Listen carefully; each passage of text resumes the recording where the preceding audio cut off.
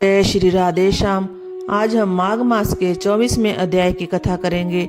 लोमिस जी बोले, जिस वन में पिशाच को मोक्ष हुआ था उसका द्रविड़ राजा चित्र था। वह परमवीर पराक्रमी, शास्त्रों का ज्ञाता एवं ऐश्वर्यवान था। स्वर्ण रत्न से उसका कोष भरा रहता था। उसके सहस्त्रों पटरानियां थी। वह स्त्रियों के वशीभूत रहता, कामुक, लोभी एवं महाक्रोधी था। वह कभी धर्म का पालन नहीं करता था और झूठ बोलता था। मंत्रियों की सलाह मानता था। वह सदैव भगवान विष्णु की निंदा में तत्पर रहता। वैष्णवों से द्वेष करता और विष्णु से द्रोह करता था और भगवान के भक्तों को यातनाएं देता, खुशामदियों का सम्मान करता। वेद, क्रम, व्रत, दान, धर्म सबका तिरस्कार करता था। उस आचरण भ्रष्ट राजा के कारण समस्त प्रजा त्राही त्राही करती और उसके दंड को सहती। जब उस राजा की मृत्यु हुई तो उसका दाह संस्कार आदि क्रियाएं वेदोक्त विधि से संपन्न ना हो सकी। उसके पापाचार के कारण उसे यमदूतों ने आकर घेर लिया। वह उसे पीड़ा पहुंचाने के लिए अग्नि से दहकती लोहे की कीलों से व्याप्त मार्ग द्वारा घसीटने लगे।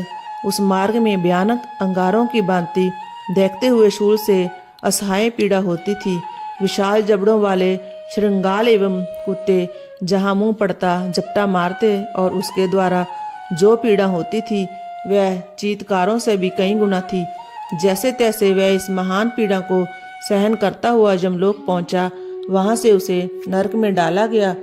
सर्वप्रथम वह तामसिक नरक में डाला गया, उसके बाद उसे अंधतामिस्त में डाला गया। उसके दुख सहन करने के बाद रौख नरक में डाला गया। फिर उसे महारौख नरक में डाला गया। महारौख के बाद उस राजा को कालसूत्र आदि नरकों में यातना दी गई। इस तरह पीड़ा के कारण वह राजा मूर्छित हो गया। जब वह पुनः चैतन्य हुआ तो उसे महावीरी में डाला गया। उसके बाद उसे तापन में डाला गया। तत्पश्चात संत प्रतापन में डाला गया। संत प्रतापन में वह दुखाग्नि में जलता हुआ अत्यंत व्याकुल हो गया। क्रम से उसे संताप में डाला गया। फिर कामोल में यातना दी गई।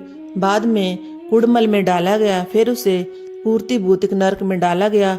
लौ शंकु मृगयंत्र के दुर्गम मार्ग से घसीटकर उसे शालमल्ली मार्ग से भयानक नदी में फेंका गया। उसके बाद महाभयानक दूरदर्श मार्ग में फिर छोड़ा गया। वहां से पापात्मा को अति लौ तार्किक नरकों में डाला गया।